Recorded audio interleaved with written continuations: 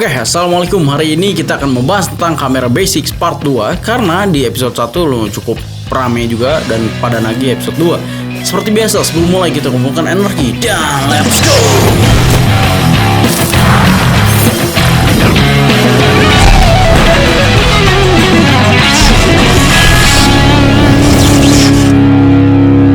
Nah, kita langsung mulai aja ke kamera basics part 2. Dan buat lu teman-teman yang belum nonton yang episode pertama, supaya lebih mengerti karena kita akan belajar kamera dari awal banget, dari yang belum bisa apa-apa banget, lu bisa tonton videonya di sini untuk kamera basic part 1. Dan sedikit disclaimer bahwa konten kamera basic ini inspired by Peter McKinnon. Jadi dengan gue bikin ini semoga bisa lebih dimengerti oleh teman-teman yang ada di Indonesia. Gue pengen bahas tentang white balance dan juga focus mode. Kita masuk dulu ke white balance. Kita akan bahas pertama di white balance. Kita buka dulu kamera lu, nyalain dulu, bam, gitu ya. Ketika lu pertama kali pegang kamera, dan lu jepret di luar, dan kadang-kadang hasil fotonya jadi biru, kadang-kadang jadi kuning, beda-beda. Padahal lu difoto di dalam keadaan yang sama. Misalkan lu lagi indoor, lagi outdoor, ya mungkin karena lu menggunakan mode auto yang warna hijau ini. Seperti yang gue bilang di part 1, bahwa auto yang warna hijau ini itu adalah full auto. Semuanya otomatis secara teknis kameranya dan juga white balance-nya. Kita akan jelasin dulu apa itu white balance. Intinya adalah keseluruhan warna yang lu dapetin dari setiap capture atau video dari kamera lu. Misalkan seperti yang gue contohin tadi, lu foto di luar nih, foto siapapun lah, model mau tempat mau alam. Dan misalnya lo foto nih bagus nih misalkan, dan pas lo pindah area ke yang bayangannya banyak atau ke yang mataharinya banyak, itu kadang bisa berubah jadi kuning banget, kadang bisa berubah jadi biru banget gitu. Nah, maka dari itu lo penting juga untuk memahami white balance. Sebelum masuk ke yang manualnya, yang lebih ribetnya, kita akan masuk ke template mode-mode yang udah ada di dalam kamera. Beberapa white balance yang udah ada di dalam kamera. Misalkan lu lagi masuk ke weddingan temen lu, yang di hotel megah gitu, dengan lampu-lampu yang warnanya kuning, misalkan, dan lu jepret pakai kamera lu, jepret gitu ya, dan bam, hasilnya warnanya kuning, dan lu mungkin nggak ngerti ini kenapa, gue harus matiin kah kameranya dan reset lagi di on off lagi? Nggak harus seperti itu. Itu adalah permasalahannya di white balance. Ketika lu udah ada di keadaan seperti itu, maka lu pergi ke tungsten modenya. Mode tungsten yang gambar bulb, yang gambar lampu jadul itu. Karena lampunya warnanya kuning, maka ketika lu pakai mode tungsten, warnanya jadi normal. Jadi bagus seperti ini, gitu ya. Dan ketika misalkan lu lagi foto-foto outdoor di luar, bam, cepet alam. Kadang mungkin warnanya jadi biru. Nah, mungkin lu bekas pakai mode yang tadi. Makanya lu bisa pergi ke mode daylight, yang gambarnya sinar matahari gitu. Emang dikhususkan untuk itu. Jadi hasilnya bam, cakep. Oke. Nah, misalkan lu menemukan foto-foto yang lebih biru lagi di mana? Misalkan lu lagi difoto di bawah gedung gitu ya. Di area yang enggak ada sinar matahari masuk gitu. Lu difoto di pinggir gedung gitu, di pinggir rumah-rumah atau di pinggir pohon, yang mana di situ enggak ada matahari yang terang banget masuk. Gambar lu kan jadi biru banget nih. Kenapa gitu ya? Maka lu pergi ke mode shade. Di sini ada nih. Bam, shade gitu ya. Kalau lu udah pakai shade, warna white balance dari kameranya akan menambah kuningnya gitu. Yang mana shadow itu pada dasarnya warnanya itu bikin biru gitu. Nah, kalau lu pakai mode shade, itu akan memperbaiki gambar lu jadi bam, hasilnya bagus. Kalau lu lagi foto dalam keadaan berawan, langit-langit nih lagi nggak ada matahari nih misalkan ya, maka lu pergi aja ke mode yang cloudy dan jepret. Bam. Jadi di sini udah template-template yang sebenarnya udah bagus juga buat lu pakai. Nah, lu bisa lihat di pinggir sini kan ada AWB. Bisa kah? Aduh, ini auto white balance disebutnya. Jadi dia akan auto seperti yang gue bilang tadi di awal. Jadi kadang gambarnya jadi normal, kadang gambarnya lebih biru, kadang gambarnya lebih kuning. Nah, saran gue itu untuk tidak dipakai karena dalam beberapa shot mungkin bagus, tapi dalam beberapa shot yang lain mungkin jadi kurang gitu karena dia auto. Yang paling penting adalah custom mode yang biasanya logonya itu K atau Kelvin seperti itu. Nah, lo bisa atur Kelvinnya dari 10.000 sampai ke 2.500. Nah, apa pengaruhnya? Apa perbedaannya? Secara umum, daylight atau cahaya matahari itu di kamera itu berada di 5.600 Kelvin untuk dapetin cahaya normal yang pure putih banget. Misalkan kalau kita turunin ke 3.000 atau ke 2.500, itu gambar akan semakin biru. Dan kalau lu naikin ke 10.000, gambarnya semakin kuning gitu ya. Jadi lu bisa sesuaiin dengan keadaan di mana lu mau shoot gitu. Nah, seperti gua di sini di studio, gua pakai lighting yang warnanya putih normal, daylight gitu ya. Makanya gua di sini set sebagai daylight di 5600 Kelvin. Lu foto outdoor, ya, keadaan lagi berawan ya, biasanya gambar itu lebih biru karena dia shade kan, shadow gitu, bayangan ya. Lu bisa tambahin temperaturnya di 6000 misalkan atau 6500. Nah, simple aja sebenarnya, lu tinggal rolling, lu bisa atur di kamera lu, tinggal gini-giniin white balance-nya di mana lu butuh. Nah, dan juga lu bisa pakai template yang udah ada di kameranya seperti daylight, shade, fluorescent, dan lain sebagainya, cloudy, bisa dipakai. Nah, mungkin cukup untuk white balance. Kita sekarang akan bahas tentang focus mode ya. Ada beberapa focus mode yang perlu lu tahu juga sebagai pemula di kamera gitu. Buat yang baru belajar, mungkin apa aja sih jenis fokus gitu. Nah, fokus ini sebenarnya cuma ada dua.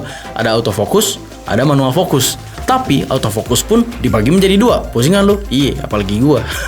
Jadi pertama ada continuous autofocus, dan ada single shot autofocus, dan ada manual focus. Nah, yang pertama kita akan bahas dulu continuous autofocus atau bisa dibilang servo ya di kameranya. Nah, continuous autofocus ketika kita buka kamera lu, entah itu di mode foto atau di mode video, dia akan fokus dan tetap mengejar fokus selama lu masih mencari gambar ya. Kalau lu ngerekam, continuous autofocus akan tetap ngikutin objek atau subjek yang bergerak. Simpelnya gini, video ini gua shoot dengan continuous autofocus. Ketika gua taruh tangan gua di depan, ini akan fokus ke tangan gua, ya. Dan ketika tangan gua mundur, dia akan fokus juga ke tangan gua. Ini continuous. Dia akan tetap cari fokus terus-terusan, gitu ya. Dan balik lagi ke wajah gua. Seperti itu. Nah, itu adalah continuous autofocus yang dimana si lensanya akan tetap nyari fokus terus meskipun gua mundur, meskipun gua maju.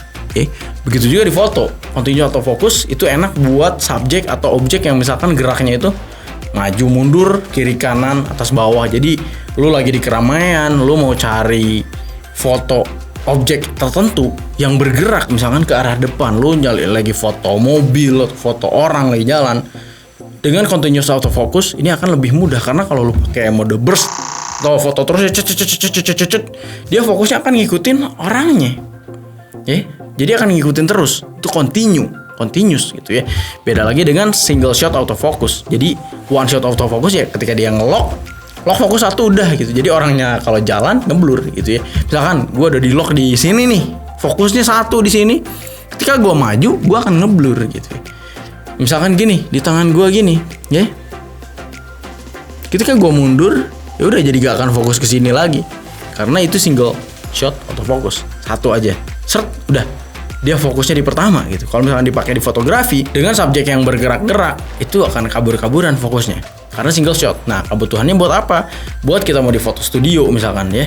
Kalau misalkan lu foto model di studio, gak usah pakai continuous. Kita pakai single shot autofocus karena objeknya cuma satu, gerak juga enggak, jadi kita fokusnya akan lebih mudah gitu. Jadi oke, cari jepret. Nah, dengan single shot seperti itu ya. Beda dengan kita lagi moto di jalanan, orang banyak, itu perlu cari terus fokus. Atau lagi motor GP segala macem ya, pemain bola, itu perlu pakai continuous autofocus. Begitu. Nah, untuk fokus kita biasanya harus neken setengah dulu dari tombol foto ini, tombol shutter ini. Jadi nggak langsung cepret gitu ya. Kita harus fokus dulu ini, seperti dinyalain seperti ini. Kita harus nyari fokus dulu nih. Nah, ya kan bunyinya seperti itu ya. Nah, itu baru fokus ya. Jadi kalau kita pakai single, itu akan ngunci dan diam di situ. Untuk cari fokus lagi, itu harus kunci lagi, ulangi lagi, pencet lagi. Akan seperti itu. Tapi kalau kita pakai servo atau continuous autofocus, kita nggak perlu nyari lagi terus fokusnya. Kita tinggal klik sekali, ngek. Oke, dia akan terus nyari meskipun objeknya bergerak. Oke, kan? Gampang kan dipahami ya. Misalkan di sini ada tangan gua. Ya. Di sini gua akan maju. Ini akan terus nyari fokus. Kedengaran ya kameranya bunyi ya. Seperti itu. Gambarannya kayak gitu. Dan yang terakhir adalah manual focus. Simpelnya manual focus, kita lihat di sini ada mode MF, cepret gitu ya. Yang mana manual itu pakai tangan kita sendiri. Di sini ada ring focus yang lu bisa atur sesuka hati lu. Jadi manual fokus adalah manual sesuai dengan hati lu, sesuai dengan kepengenan lu. Lu pengen fokus kemana, lu tinggal puterin aja. Kebutuhannya untuk apa? Untuk shot-shot yang lebih kompleks, yang lebih dibutuhkan lebih akurasi gitu ya. Karena di film Hollywood pun itu masih pakai manual fokus Pak sampai sekarang gitu. Karena saking kebutuhan akuratnya. Karena digital mungkin bisa aja ngaco gitu.